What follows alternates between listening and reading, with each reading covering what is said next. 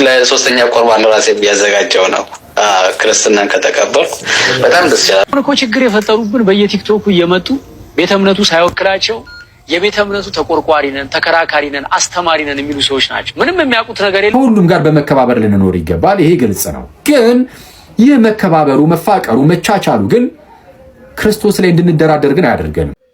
በስመ አብ ወወልድ ወመንፈስ ቅዱስ አሃዱ አምላክ አሜን። ሰላም ሰላም፣ ውድ ቻናሌ ቤተሰቦች እንደምናላችሁ እንደምን እስከ ደረሳችሁ። እግዚአብሔር አምላካችን ከሁላችን ጋር ይሁን። ውድ ቤተሰቦቼ በዛሬው ቆይታችን የምናደርገው ደግሞ በወንድማችን በእፎይ ጉዳይ ዙሪያ የሚሆኑ ጉዳዮችን እያነሳን እንወያያለን።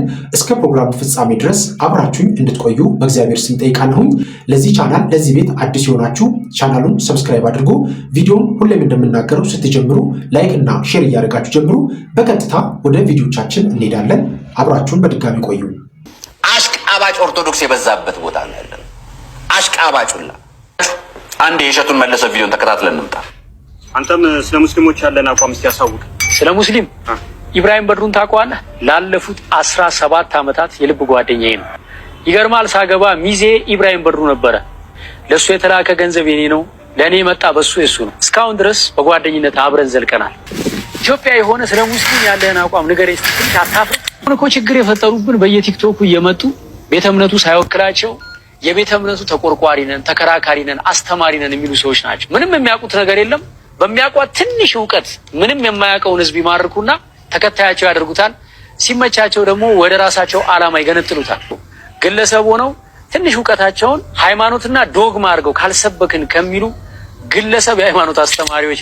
ከዚህ በተረፈ በመስደብ የሚሰበክ ክርስትና፣ በማንቋሸሽ የሚሰበክ ሃይማኖት ግን የለም። እኔ ስለ ሙስሊም ያለኝን አቋም ዳሩ ሰላም መስጊድ ሂድና ኢብራሂምን ጠይቀው። ብቻ ምን አለፋ ኢትዮጵያ የሆነ ስለ ሙስሊም ምን አቋም አለ አይባልም። እሸቱ መለስ ሲሰራ ኢብራሂም ለምንድን ነው ቪዲዮ ያልሰራው? አብሮት ቪዲዮ መስራት አይችልም እንዴ? በጣም ጓደኛው አይደለም እንዴ? እግዚአብሔር እንድትሰድቡ አንፈልግም ብሎ ለምንድን ነው ያልሰራው? አንድ ሙስሊም አምጡልኝ እስኪ። አንድ ሙስሊም። አሽቃባጭ ኦርቶዶክስ የበዛበት ቦታ ነው ያለው። አሽቃባጩላ ማን ሲጀምር አላህ ይሰደብ ብሎ የተመሰከረ አባት አለ? ማንስ አላህ ይሰደብ ያለ አለ? ማንስ ነብዩ ይሰደብ ያለ አለ?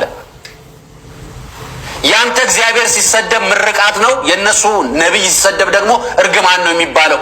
የምትኮንኑትና ታዋቂነት ይዛችሁ የምትወጡ ሰዎች ትክክል አይደላችሁ። እስኪ አንድ ሙስሊም ሰው አንድ ለጫፍ ጥቀሱልኝ። አንድ ማህበራዊ ሚዲያ ላይ ወጥቶ በታዋቂነቱ አንድ የሰራ ሰው አምጡልኝ። እኔ እንደ እሸቱ መለሰ ብሆን ወይ ደግሞ ይህን ሀሳብ ስሰማው የታየኝ ወዲያው ኢብራሂም አብሮት ወጥቶ እየተቀረጸ መስሎኝ ጠብቄ ነበር። ኢብራሂም ወጥቶ ክርስቶስንም እግዚአብሔርን የተሳደቡትን ሰዎች አብሮ እየወቀሰ ይቀርባል ብዬ ነበር የጠበቅኩት። አልቀረበም። አሁን ለምሳሌ ከዚህ በፊት ደጋግሜ ያቀርብላችኋል። እኛ ቤት ድግስ እንደግሳለን። ጎረቤት ሙስሊሞች አሉ፣ እንጠራቸዋለን። ሂጃባቸውን ለብሰው መጥተው ይስተናገዳሉ። ለእስልምና የተዘጋጀውን ምግብ አድርገው ለእኛም ለእነሱ ምግብ እናዘጋጃለን። ይሄ ሁሉም ኢትዮጵያ ውስጥ አለ። ዛሬ እሸቱ መለሰ ስለተናገርከው ወይ ታዋቂ ሰዎች ስለተናገራችሁት አይደለም። ሁሉም ኢትዮጵያ ውስጥ አለ። ዛሬ እሸቱ መለሰ ስለተናገርከው ወይ ታዋቂ ሰዎች ስለተናገራችሁት አይደለም። ነዋሪው የሚኖረው ህይወትን ነው አሁን የተናገርከው። እያንዳንዱ ነገር የምናቀርበው መቼት የሚባል ነገር አለ። ጊዜው መቼ ነው፣ መቅረብስ ያለበትስ እንዴት ነው የሚባል ነገር። አሁን እየቀረበ ያለው ማህበራዊ ጉዳይ ላይ የወጣው አጀንዳ ቲክቶከሮች ስለወጡ አይደለም። ቲክቶከሮች አሁን ማህበራዊ ሚዲያ ፕላትፎርም ስለወጣ ነው። አንተም ማህበራዊ ሚዲያ ስለመጣህ ነው ዩቲዩብም ላይ ቲክቶክም ላይ ያለው ወንድሜ። በስራ በመልካም ምግባር በጣም ብዙ ኢትዮጵያውያኖች እናከብራለን፣ እናደንቃለን። በዚህ አመለካከት ግን አንድም ሀሳብ ትክክል አይደለም። አንተ የቀረስከውን ቀረጻ ላይ ኢብራሂም አብሮ የነበረው ያ ሳሎን የለቀቀለት ኢብራሂም፣ አንተ ጓዳ መኝታ ክፍል ገብተህ ውዳሴ ማርያም ያነበብክለት ኢብራሂም ይሄንን አብሮ ሰርቶ ቢሆን ኖሮ አከብር ነበር። የሰራው ግን አንተ የገዛ ልጆቿን የምትበላ ድመት ይመስል ወጣችሁ በታዋቂነታችሁ ተጠቅማችሁ የገዛ ወንድማችሁን የምትበሉት የምታስበሉት እንደናንተ አይነት ሰዎች ናችሁ። ወጣችሁ ሙስሊሙን መሳደብ የለበትም ነውር ነው። ሙስሊሙን ማን ተሳደብ አለው? ተሳደብኩ አለው ወይስ ልጁ? እነሱ ተሰደብን አሉ፣ ተናቀብን አሉ። ልክ ናቸው፣ አጠፉ አላለም። ልክነታቸውን ግን የሚናገር ወይ የሚመሰክር ማስረጃ አውጡልን። እኛም አብረናችሁ እንከሳለን። እኛም ከእናንተ ከሙስሊሞቹ ጋር አብረን እንከሳለን። እናንተም ጋር ሲሳደቡ የነበሩትን እነ አህመድ እንጀበል፣ ኡስታዝ አዘቦ በከር፣ ሐሰን ታጁ፣ ሌሎችም ጸሐፊያንን አውጥታችሁ አጋልጣችሁ ክሰሱልን። እኛ እንደምንከሰው አብራችሁ ክሰሱልን። ጥያቄ ነው አቻነት። እንግዲህ ውድ ቤተሰቦቼ እንዳዳመጣችሁት ነው። እንደዚህ አይነቱን ነገሮች አባቶቻችን በትልቅነት ውስጥ ያለ አዙሪት ብለው ይጠሩታል። አንዳንዴ ትልቅነትና ዝነኝነት ወደ ከፍታ ማማ እየሮጥን ስንሄድ ብዙ ነገራትን እየረሳን እንሄዳለን። እንዴት መናገር እንዳለብን፣ እንዴት ሰዎችን ትሬት ማድረግ እንዳለብን፣ ለንግግሮቻችን ሁላ ለከት የሌለን ሰዎች እንሆናለን። እንግዲህ ወንድማችን እሼቱን በብዙ መንፈሳዊ አገልግሎቶቹ በሚያደርጋቸው ስራዎች እንወደዋለን፣ እናከብረዋለን። ግን እንደዚህ አይነት ቦታ ለመጥቶ ምን አለ ባይናገረው ይህንን አይነት ንግግር ማለት አሁን እዚህ ጋር የተናገረው ንግግር ወዴት እንደሚወስድ ወዴት አይነት ሀሳቦች ውስጥ እንደሚያስገባ የተረዳው አይመስለኝም። ከዚህ በፊት በጣም በተደጋጋሚ እሱንና የእሱን ግሩፖች በብዙ ጉዳዮች ስናወራ ስንተቻቸው፣ በተለይም የማይሆኑ ልምምዶችን ሲያደርጉ በጣም በተደጋጋሚ ስንተች፣ ከዛ ነገር መለስ ብለው ወደ ፖድካስት ወደሚመስል ሌላ ልምምድ ደግሞ ተመልሷል። በጣም በሚገርም ሁኔታ ማለት ነው። እነማን ያዟል እሼቱ እነ ሌሎችም እነ ዳዊት ድሪምስ አንድ ላይ ሆነው ወደማይሆን ልምምድ ትውልዱን እየመሩ ነበር። ያ መንገድ ስንነቀፍባቸው፣ በዛ መንገድ ውስጥ ትውልዱን መረጃ እየሰጠን ማንቃት ስንጀምር ሌላ አካሄዶችን ደግሞ ይዞ ይመጣሉ። በጣም የሚገርሙ በትልቅነት ውስጥ ያለ አዙሪት የሚባለው ሰዎች ትልቅነት እያጠቃቸው ወደ ትልቅ ደረጃ እየከፍ እያሉ ሲመጡ ብዙ ተደማጭነት አለን ብለው ሲያስቡ የሚያወሯቸው ነገሮች በብዙ ዘንድ መጥፎም ነገር ቢሆን ተቀባይነት አለው ብለው ያስባሉ። ግን ምንም ያህል ቢሆን ለምንኖረው ማህበረሰብ ለምንናገረው ህዝብ ክብር ሊኖረን ይገባል። በጣም የሚያሳዝን ንግግር ነው። አሁን ወንድማችን እሼቱ በዚህ ደረጃ ወርዶ መናገር ማለት በጣም የሚያሳዝን ነገር ነው። እፎይን መልሶቹን ሰምተናል፣ ንግግሮቹን ሰምተናል። አንድም ቦታ ላይ የስድብ ንግግር የተናገር የለው። ቁርአናቸውና ሐዲሳቸው ላይ የተጻፈውን ነገር ነው እየጠየቃቸውና እያብራራላቸው ያስቀምጠው። ያንን አለመቀበልና ለዛ መልስ መስጠት ደግሞ የራሳቸው ስራ ነው መሆን ያለበት። የትኛውንም እምነት ያንቋሸሸ የትኛውንም እምነት የሰደበ የለም። እግዚአብሔር በእውነት ማስተዋሉን ይስጥልን ለሁላችንም። እስቲ ቀጣይ ቪዲዮ ደግሞ እንመልከት። በእስልምና የፈጣሪ ቃል ነው ተብሎ የሚታመነው ቁርአን ክርስቲያኖችን ቀጥታ በስም እየጠራ ይራገማል። የሚራገምበት ዋናው ምክንያት ደግሞ ኢየሱስ እርሱ ክርስቶስ የእግዚአብሔር ልጅ ነው ብለን በማመናችን ነው። እንግዲህ የእምነት በእኛ እንደሚታወቀው በማቴዎስ ወንጌል ምዕራፍ 16 ላይ ጌታችን እንደተናገረው ስጋና ደም የገለጠው እንኳን እምነት አይደለም፣ ከላይ ከሰማይ የመጣ እውቀት ነው እና በዚህ ምክንያት ይህንን ታላቅ እምነት ኢየሱስ እርሱ የእግዚአብሔር ልጅ ነው፣ ወልድ ነው ብለን በማመናችን ቁርአኑ ይራገማል፣ ይረግመናል። ስማችንን ያውም ጠርቶ ክርስቲያኖች እያለ ይህንን የቁርአን ክፍል አንስቼ ትንሽ ነገር እላችኋለሁ እሰጣችሁና ወደዛ ከመግባቴ በፊት ግን አንድ ነገር ላሳውቃችሁ። እንግዲህ በዚህ በምድር ላይ ስንኖር ክርስቲያን ወንድሞች ሁላችንም እንደምናውቀው ከየትኛውም ቤተ እምነት ሰዎች ጋር በፍቅር፣ በሰላም፣ በመቻቻል፣ በመከባበር ልንኖር እንደሚገባ ይታወቃል። መጽሐፍ ቅዱሳችን ወይም ቤተክርስቲያናችን በሚገባ ታስተምሯለች። ከእግዚአብሔርም የተማርነው ከአባታችንም ይሄንን ነው። እግዚአብሔር አባታችን ዓለምን ሁሉ እንዲሁ ወዶ ልጁ ኢየሱስን ልኳል። እንግዲያውስ እግዚአብሔር በዚህ ደረጃ ሙስሊሞችንም ሌላውንም ሁሉ ከወደደ እኛ እንዴት እንጠላለን? እግዚአብሔር የወደደውን እኛ የምንጠላ ከሆነ ጥላችን ከእግዚአብሔር ጋር ይሆናልና ማንንም አንጠላም። ከሁሉም ጋር በመከባበር ልንኖር ይገባል። ይሄ ግልጽ ነው። ግን ይህ መከባበሩ፣ መፋቀሩ፣ መቻቻሉ ግን ክርስቶስ ላይ እንድንደራደር ግን አያደርገንም። ክርስቶስ ላይ አንደራደርም። አየህ፣ አሁን ኢየሱስ የእግዚአብሔር ልጅ አይደለም ብሎ የሚመጣ ካለ እንቃወመዋለን። ምንም እንኳን ፍቅር ቢኖር፣ ምንም መከባበር፣ ምንም መቻቻል ቢኖርም ክርስቶስ ላይ ግን አንደራደርም። ኢየሱስ እርሱ ክርስቶስ የእግዚአብሔር ልጅ ነው። እንደውም እንዲህ ይላል ዮሐንስ ሲናገር በመጀመሪያ መልእክቱ ምዕራፍ 2 ላይ አባት እና ልጅን የሚክድ ይላል። አብና ወልደን ማለት ነው። አባትና ልጅን የሚክድ ይህ የክርስቶስ ተቃዋሚ ነው ይላል። ስለዚህ ነው አባት ልጅ ነው የሚባል እንደዛ አይደለም የሚል ሰው ካለ እነሆ የክርስቶስ ተቃዋሚ ብለን እናሳያለን። ሰው ይህንን ልብ እናድርግና አሁን ወደ ቁርአኑ ክፍል እንሂድ። በቁርአን በዚህ በሱረቱ አተውባ 9ኛው ምዕራፍ ማለት ነው 30ኛው አያ ላይ ምን ይላል ቁርአኑ? አይሁድ ኡዘይር የአላህ ልጅ ነው አለች ይላል። ኡዘይር የተባለው እዝራ ነው ይላሉ። እንግዲህ አይሁዳውያን ልክ ክርስቲያኖች ክርስቶስ የእግዚአብሔር ልጅ እንደሚሉት እዝራ የእግዚአብሔር ልጅ ብለው አያውቁም። እንደዛ በዛ መልኩ አይም ጭራሽ እንዳ ቁርአኑ ላይ ግን አለ። ኤኒዌይስ ምንም ሆነ ምን ወደ ክርስቲያኖቹ ግን እንለፍ። ክርስቲያኖች ይላል አልመሲህ የአላህ ልጅ ነው ይላሉ። ይህ ግን በአንደበታቸው ያለ ቃላቸው ነው። ከእነርሱ በፊት የካዱ ሰዎችን ቃላቸውን ያመሳስላሉ ይልና አላህ ያጥፋቸው ይላል። አላህ ያጥፋቸው። አሁን አላህ ያጥፋቸው የተባሉት ክርስቶስ የአላህ ልጅ ነው ስላሉ ነው። እንግዲህ አሁን ክርስቲያኖች አልመሲህ ወይም ክርስቶስ የእግዚአብሔር ልጅ ነው የሚሉት። ስለዚህ አሁን አላህ የሚለው እግዚአብሔር የሚለው ለማመልከት ከሆነ እንግዲያውስ አዎ ክርስቶስ የእግዚአብሔር ልጅ ነው። ግን አላህ ሲሉ ግን በቃ የእስልምናውን አምላክ ስፔሲፊክሊ እሱን እያታሰበ ከሆነ የተወራው የእስልምናው አምላክ አላህ ለጌታችን ለኢየሱስ አባቱ በፍጹም አይደለም። እንደዛ ብለን አናምንም እኛ። በእስልምና ውስጥ የሚታወቀው ወይም የሚታመነው በቁርአን ውስጥ ተገለጠ የተባለው ያ አምላክ የሙስሊሞች አምላክ አላህ እርሱ ለጌታዬ ለመድኃኒቴ ለኢየሱስ ክርስቶስ አባቱ በፍጹም ሊሆን እንደማይችል ሁላችንም እናምናለን። ይሄ የእኛም እምነት፣ እንደዛ አናምንም። ምናልባት ግን አላህ በብሉይ ኪዳንም በሐዲስ ኪዳንም የተገለጠው ያ ራሱ እግዚአብሔር ነው ከተባለ ግን ኢየሱስ ያኔ የእግዚአብሔር ልጅ ነው። አላህ ያጥፋቸው አለ። እንደዛ ብሎ የሚራገመው ራሱ አላህ ነው። ባይዚ አላህ ክርስቲያኖችን አላህ ያጥፋቸው እያለ ራሱ አላህ ይራገማል ማለት ነው።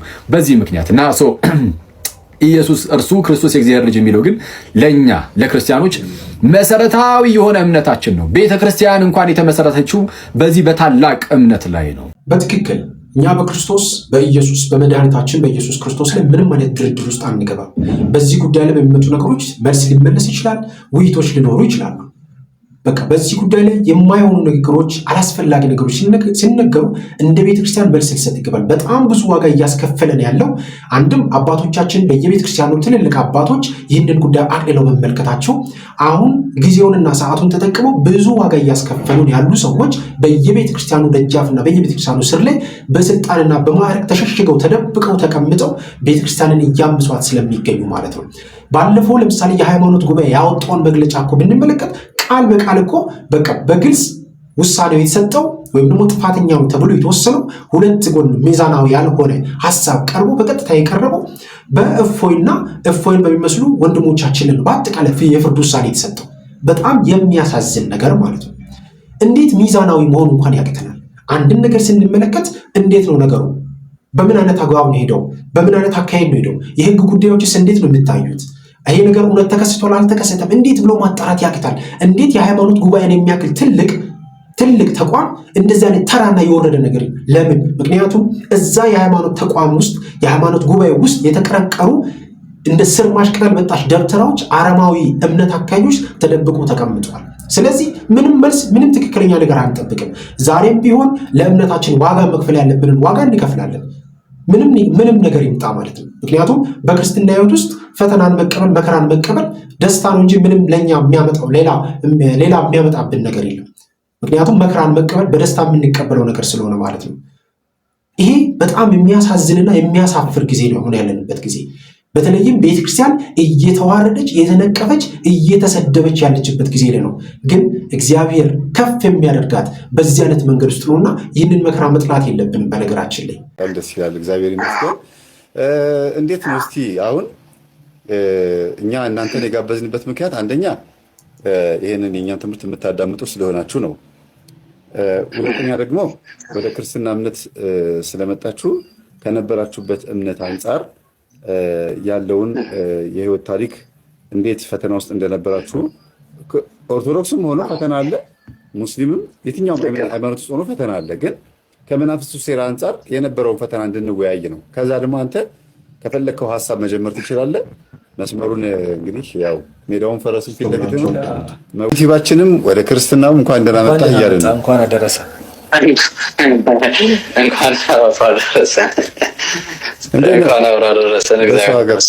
ክርስትናና እስልምና በሰው ሀገር እንዴት ነው? በሰው ሀገር ክርስትና ደስ ይላል። አሁን እሑድ የፊታችን እሑድ 3ኛ ሳምንቴን ይይዛለሁ። ማለት ለሶስተኛ ቁርባን ራሴ ቢያዘጋጀው ነው ክርስትናን ከተቀበልኩ። በጣም ደስ ይላል። አዎ እንግዲህ 21 ቀን ሆኖታል ወንድማችን። ከፊታችን ያለው እሑድ 21 ቀን ይሆነዋል ክርስትናን ከተነሳ። እኛ ይሄን የምንናገረው በቃ ወደኛ እምነት እንኳን ሰላም መጣህ ከሚለው ጎን ለጎን ልምዱን እንዲያካፍለን ነው። ሌሎች ወንድሞችም ሌሎች እህቶችም ገብተው እንዲመሰክሩ እድል ይሆናል። ይሄ ትልቅ ሞራል ነው። ትልቅ ሞራል ይሆናልና እስቲ ማን ይቅደም? ታላቅ ማን ነው ከሁለታችሁ? እኔ ታላቅ ነኝ። በልሽ እንግዲህ እኔ ታላቅ ነኝ። ነብይ እንግዲህ ያው አለበት ቦታውን ከስምህን ጀምር ወይስ ይቅር? ስሜ ይቅር ከፈለ የክርስትና ስሜ መናገር እችላለሁ። መምህር የክርስትና ስሜ የክርስትና ስሜ ገብረ ኢየሱስ ነው። ገብረ ኢየሱስ። ኢየሱስ ክርስቶስ እንግዲህ በረከቱን ያሳድረው። አሜን አሜን አሜን።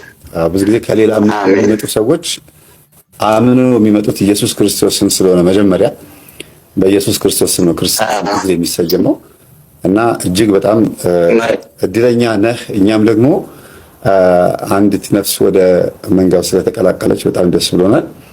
እስቲ ንገረን እስቲ ያለውን ነገር። ያው በእስልምና ህይወት ውስጥ ነበረ ስንኖር የነበረው፣ ግን እንደዛም ቢሆን የክርስትናውን ለማየት ምን ለማለት እሞክር ነበረ። እሺ 2-3 ጊዜ እንቅፋት ተፈጥሮብኝ ነበር። አክቹዋሊ ራሴ ወስኜ ማለት ለመጠመቅ ራሴ ወስኜ ከቤተ ክርስቲያን ከአባቶች ጋር ተነጋግሬ ነገሮቹ ሳይሳኩልኝ ቀሩ። ያው እዚህ ቤተሰብ ውስጥ መሰረት ልጆች አሉ፣ ምን አሉ፣ አንዳንድ አስቸጋሪ ሁኔታዎች ይፈጠራሉ ቤተሰብ ችግር ውስጥ እንዳይገባም በማሰብ እና በዛ ምክንያት ዘለልኩኝ። እንዲሁም ደግሞ ያው ያኛው የቀጠሮ ነበር የያዝነው ለጥምቀቱ፣ ነገሮች ስላልተሳኩ ፖስትፖን እንዳደረግን እና ከዛ በኋላ ያው እንደዛም ባረግም ያው አይ ነበረ አነባለሁ ምን እላለሁ። በይበልጥ ደግሞ ልክ በ2 ወር ውስጥ ነው ምናምን አሁን 21 ቀን ይሆኑኛል። ከ21 ቀን በፊት ባሉት 2 ወራቶች ውስጥ እንዳጋጣሚ እንትኖችን ማየት ደግሞ ጀመርኩ። የእፎይን እያየሁ እና እሱ ደግሞ ብርታት ሰጠኝ፣ አስታጠቀኝ። ታውቃለህ በቃ የጎደለኝን አስታጠቀኝ። ደስ ይላል። የክርስቶስ ባሪያ አደረገኝ በቀጥታ። ደስ ይላል። የክርስቶስ ባሪያ የበለጠ የገለጠልህ በክርስትና ውስጥ ያለውን እውቀት ነው ወይስ በእስልምና ውስጥ ያለውን አስተምህሮ ነው? ልዩነቱን ያሳየህ ወይስ ሞር በብዛት የትኛው ነው? ምኑ መሰለህ በእስልምና አስተምሮ ውስጥ አሁን ብዙ ጊዜ ለምንድን ነው የሃይማኖት ልዩነት ሊፈጠር ለምን ቻለ የሚል ለራሴ ውስጣዊ ጥያቄ ነበረኝ። እና ለምንድን ነው ክርስቲያኖች ይህን ነገር እንዲሁ እስልምናን ማይቀበሉት? ምክንያቱም እስልምና ውስጥ ያለው የማርያም ስም አለ፣ የኢየሱስን ኢሳ ብንለው እናንተን ቢባልም አለና ለምንድን ነው የማይቀበሉት እል ነበረ። እና እንደዛም እያልኩኝ በቃ ወደ ክርስትና ውስጥ ለመግባት ማለት ያለው ልዩነትም ይሁን መጽሐፍ ቅዱስን አለኝ ቤቴ ክርስቲያን ከመሆኔ በፊት የገዝቼ ያስቀመጥኩት ነበረ እና እሱንም እያነበብኩ ነበረ። እና እፎይ የሆነ ሰዓት ላይ የሚናገረው እኔ አንብቤ ያለፍኩትን እንትን ላይ ዘፍጥረት ላይ አንብቤ ያለፍኩትን የአሮንን ነው እየነገረ የነበረው እና ደነገጥኩኝ። የአሮን እህት ናት እኮ እስልምና ውስጥ ያለ ማይራም ሲለኝ ሾክ አደረኩኝ። ተገጣጠመብኝ። እኔ የማነበውና እሱ በወቅቱ ይናገራቸው የነበራቸው እንዴት እንደዚህ ሊሆን ቻለ ውስጥ ገባው ለራሴ። ከዛ በኋላ ፎከስ አድርጌ እሱ የሚሰጣቸውን እንትኖች መከታተል ጀመርኩ ማለት ነው። ብዙ ጊዜ ደግሞ እስልምና ውስጥ በቁርአን ነው ያለው። ምንም እንትን ማትለውም ወይ ይነገርሃል ወይ ሌላ ሰው ነው የምትጠይቀው። ያ ከበላይ ያለው እንትን ካልነገረ በስተቀር ምንም አታውቀውም። እሱ ብዙውን ማህበረሰብ ነው የጎዳው። እውነቱን እንዳያውቅ፣ እንዳይፈትሽ፣ እንዳይመረምር ነው ያደረገው።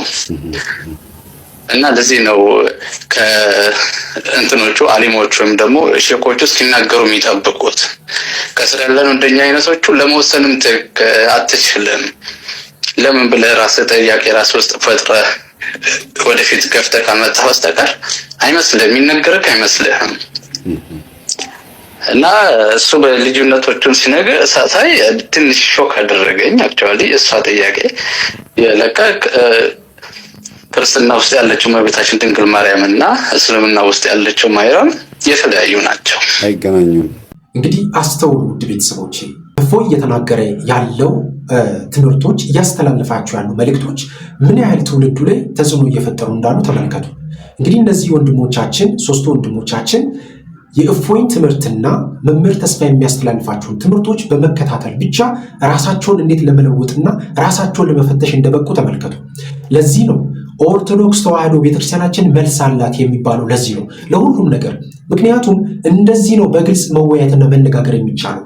ስህተት የሆኑ ነገሮችን ወይም ደግሞ የሆነ ነገር አለ ተብሎ ለሚነገረው ነገር መልስ መስጠት የእስልምና እምነት ውስጥ ያሉ ሰዎች ግዴታ ነው፣ ግዴታ ነው። ሰዎች አሁን በዚህ ሰዓት ላይ ይህንን ነገር አሁን እፎይ የሚያደርጋቸው ነገሮች በግልጽ የተረዳ ሰው ራሱን የሚፈትሽበትና ራሱን የሚመረምርበት ጊዜ ነው። ወደ ጥላቻ፣ ወደ ጭቅጭቅ፣ ወደ ሌላ አተከሩና ግርግር ውስጥ ከመግባት ራስን ረጋ ብሎ በጥሞና ራስን ማዳመጥ የምንችልበት ጊዜ ነበር። ነገር ግን ብዙዎቻችን የመሸነፍና ራስን ዝቅ የማድረግ የትህትናና ራስን የመግዛት ስብዕናና ባህሪ ስለሌለ ብዙዎቻችን ለጥላቻና ለክፋት ወደ መገዛትና ወደ ክፋትና ወደ ጥላቻ ውስጥ የመሮጥ ስብዕናን እንለማመዳለን። ይህ ደግሞ አይጠቅመንም። አሁን ወንድሞቻችን እንደተናገሩት በጥሞና ራሳችንን ለማዳመጥና ለማየት ብንሞክር ብዙ ነገር ወዴታችን እናመጣለን። እስቲ ወደ ቪዲዮ እንቀጥል። የሙሴ ማርያም ታሪክና እንዲሁም ደግሞ እኛ ጋር 8 ማርያሞች አሉ። እነሱ ጋር ግን ያሉት የማርያም ስሞች ውስጥ ያለው ታሪክ በሙሉ የአንዲት ሴት ሆኖ ነው የሚነገረው ቁርአን ላይ። የአንዲት እሷም ደግሞ የሙሴ ነው። እሱ ደግሞ ከዓመት በፊት ጋፕ ልዩነት አለ እንዴ! በጣም ከሙሴ እስከ ኢየሱስ ክርስቶስ በጣም ብዙ ዓመት ብዙ ልዩነት አለ እና የሆነ ነገር ይፈጥርብሃል። እና እሱም ብቻ አይደለም፣ ያው ከዛ በኋላ እንዲሁም እስልምና ውስጥ ሆኜ ከኖርኩባቸው ዓመታትና እስልምና ሕዝብ ውስጥ ሆኜ ካወኳቸው ይልቅ ከእፎይ በሚያገኛቸው ኢንፎርሜሽን የነገረን ነው እንትን የሚበዛብኝ። ወይ በቤተሰብ ነው የምታገኘው እስልምናህን፣ ወይ ምናምን ነው የምታገኘው፣ ምኑንም አታውቀውም። ሲያደርጉ ያደርጉትን ተከትለህ ትሄዳለህ። ወይ አረበኛውን ትንሽ ብትማር ነው እሱን ትንሽ ትቀራለህ። ከዛ ሌላውን የምታውቀው ነገር የለም እና እንዴት እንደመጣ ነብዩ መሐመድ እንዴት ጅብሪል እንደወረደለት ምናምን ነገሩን ስታይ ነገራት ዓለሙ ምንድን ነው ያስብላል። በእውነቱ ከሆነ ምንድን ነው? እና እኔ አሁን ጅብሪል መልአክ መጥቶ ተገለጠለት ብዬ ነበረ ነው የሚነገርም እንደዛ ነው የምትሰማው። ግን ታንቆና ታፍኖ ሲል እንዴት ነው ነገሩ ትላለህ። ከዛ በኋላ ደግሞ ሚስቱ ጋር የተፈጠረውን ነገር ደግሞ ስታይ ትንሽ እንትን ይላል። በቃ ያለውበት ነገር ስህተት ነው እንዴ ነገር ያስብልሃል። እና በራስ መወሰን ከቻልክ ነው ልትወስን የምትችለው እንጂ ይህንኑ ራሱ ደግሞ እፎይ የሚልህ ሌላ እሱ አስተፈልጋል እንዲያረጋግጠልህ። አለበለዚያ በራስ መወሰን ካልቻልክ ከሙስሊም ወንድሞች እና ብዙ ሰዎች ወደኋላ ከሙስሊም ወንድሞች ጋር ለማውራት ሞክረሃል? ይሄን እንደዚህ አይነት ነገር እንዴት ብለህ የራስህ ውሳኔ ነው መግባት ያለበት። የራስህ ውሳኔ ነው እንጂ ጸብ ነው የምትፈጥረው ወንድሜ። የሚጠይቅ ትንሽ እንትን ይላል የሚጠይቅ። አሁን በእንደዚህ አይነት ሁኔታ ላይ ከአንዱ ጋር ልነጋገር ብትል ልትኳረፍ ትችላለህ። ራስህ በራስህ ወስነህ ከዛ በኋላ ይወቅ ነው የምትለው። የሚያውቀው ይወቅ ነው የምትለው። ከዛ በኋላ እሱ ደግሞ ምላሽ ይዞልህ ሲመጣ አንተ የተዘጋጀኸው ነገር ስላለ ትሰጠዋለህ። እስቲ ይሄንን በእኔኛው ነገር አልተመቸኝም ትላለህ። ግን ራስህ ከነሱ ጋር ዲስከስ አድርገህ ሽፍት አደርጋለሁ ብትል ወይ ያጎቱታል፣ እንቅፋት ሊፈጥርብህ ይችላል። ትዳር ውስጥ ሌላ ችግሮችን ሊመጣብህ ይችላል። በተለይ ትዳር ከሆንክ ራስህ ቶሎ ብለህ ወስነህ ከዛ የሚመጣውን ነገር ትቀበለዋለህ። ደግሞ ፈጣሪን አምነህ ስለምትወስድ ነገሩን ሁሉ ያመቻችልሃል። እኔ ከዛ ጊዜ ያገኘሁት ራሱ ደስታ እጅግ በጣም ልዩ ነው። እስክጠመቅ ድረስ ሳምንቱን ሙሉ በእንባ ነበር የምጠብቀው። በማላውቀው አጠቃላይ ውስጣዊ ደስታውን እያነበው ነበር የምጠብቀው። በየቀኑ አነባ ነበር። ነፍስህ ናፍቃ ስጠመቅ እያነባው ነበር። ነፍስህ በጣም ናፍቃው በጣም ስጠመቅ እንደዚሁ በእንባ ነው እና በቃ ልዩ ነው ደስታ። በእውነቱ ከሆነ ልዩ ነው። ሌሎች ነገሮችን አይተው ግራ ቢያዩ ደስ ይላል። እውነትን ነው የምትፈልገው የነበረው? መመርመር እውነትን የማወቅ ነበር ፍላጎትህ ወይስ ድንገት ነው ይሄ ነገር ወደ ህይወት የመጣው? አይ ድንገት አይደለም። እውነትም እንፈልገዋለሁ፣ ማወቅን እንፈልገዋለሁ። አንዳንድ ጊዜ ራስ የማትቀበላቸው ነገሮች ደግሞ ይፈጠሩብሃል። በእውነቱ ከሆነ የማትቀበላቸው ነገሮች ለምን ሆነ ትላለህ፣ ለምን እንደዚህ ሆነ የምትላቸው ጥያቄዎች ሊፈጠሩብህ ይችላሉ። እንግዲህ ውድ ቤተሰቦቼ መንቃት፣ ዘመኑን መዋጀት ከሁላችንም ይጠበቃል። በየማህበራዊ ሚዲያ ላይ የሚነገሩ ነገሮችን እያነሳን ዝም ብለን አፋችን እንደከፈተው እንዳመጣልን የምናወራ ሰዎች ልንጠነቀቅ ይገባል። በተለይም በኢትዮጵያ ኦርቶዶክስ ተዋሕዶ እምነት ውስጥ ሆነን ነገሮችን የምናራግብ ሰዎች መጠንቀቅ አለብን። አሁን ቤተክርስቲያናችን በብዙ እየተፈተነች ያለችው በእነዚህ አይነት አስመሳይ ሰዎች ነው። ልክ አሁን እሼቱ ወንድማችን እንደሚናገረው አይነት ንግግር ማለት ነው። በጣም ደስ የሚሉ ጣፋጭ መልካም ነው ንግግሮችን አስመስሎ ይናገራሉ፣ ግን ውስጡ ላይ መርዝ ያዘለ ንግግር ይናገራሉ። ወንድማችን እፎይ በሚያደርጋቸው ንግግሮች ውስጥ አንድም የስድብ ቃል የተናገረበት ቦታ ላይ የስድብ ቃል ነው ብለው ያሰቡት ምንን እንደሆነ፣ ነገር ግን በተቃራኒው ግን እነሱ በእነሱ ሳይድ የሚናገሯቸው ነገሮች እግዚአብሔር በእውነት ይቅር ይበለን ይማረን፣ በጣም የሚያሳፍሩ ለመስማትም ለማዳመጥም የሚከብዱ ነገሮችን ይናገራሉ። ግን እነሱን አንድም ሰው የጠየቀ ሰው የለም። ለዚህ ነው እኮ የሃይማኖት ጉባኤዎችም በድፍረት ወጥተው ጉዳዩን ወደኛ አዘንብለው ወደ ኢትዮጵያ ኦርቶዶክስ እና ወደ ኢትዮጵያ ኦርቶዶክስ ተዋሕዶ አማኞች ነው ጉዳዩን አዘንብለው የፍርዱን እና ሌላውን ነገር ኮተታኩቱን እንዳለ ወደኛ ጥፋተኛ ናቸው ብለው የመዘኑት ማለት ነው። ይህ ምን ያህል አሁን ያለንበት ጊዜ እያንዳንዱ ነገር ቤተክርስቲያናችንን እየገፋ ምዕመኗንን እያሳደደ እንደሆነ ይህ ትልቅ ምስክርነት ነውና እንበርታ። እግዚአብሔር አምላካችን ያሻግረናል። ይህንን ዘመንና ጊዜ እንሻገራለን። እስቲ ወደ ቀጣይ ቪዲዮ እንሂድ።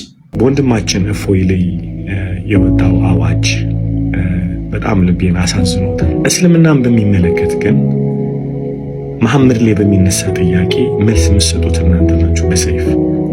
አላህ ላይ በሚነሳ ጥያቄ መልስ የምትሰጡት እናንተ ናችሁ እንጂ እሱ አይደለም። ሰላም ለምትሰሙኝ ሁሉ በክርስቶስ ለእናንተ ይሁን። ዛሬ በፊታችሁ የመጣሁት በብዙ ሐዘን ነውና እንዲህ አይነት ቪዲዮ ሰርቼ ማላቅም ተናግሬ ማላቅም እና ይሄ መጀመሪያ ነው እና ሰዎች ሁሉ እንዲሰሙ ግን ኮፒ ሊንክ ሼር በማድረግ እንድተባበሩኝ በጌታ ፍቅር ጠይቃቸዋለሁ። እሱ ምንድነው በወንድማችን እፎይ ላይ የወጣው አዋጅ በጣም ልቤን አሳዝኖታል። በተለይ እኔ እንደ አሊ አደም ዑመር ይሄ ነገር ታሪካዊ የሆነ ፔን በቤተሰቤ በሀገሬ ላይ ስላለ ማለት ነው በጣም ይመለከተኛል። ሁልጊዜ በእስልምና ላይ በሚነሳ ጥያቄ ለምሳሌ ክርስቲያኖች በስላሴ ላይ ጥያቄ ሲጠየቁ ከመጽሐፉ መልስ ይመልሳሉ። ስለ ክርስቶስ ኢየሱስ ጌትነት ሲጠየቁ ከመጽሐፍ ቅዱስ ይመልሳሉ። መጽሐፍ ቅዱሱ ራሱ ይከራከራል።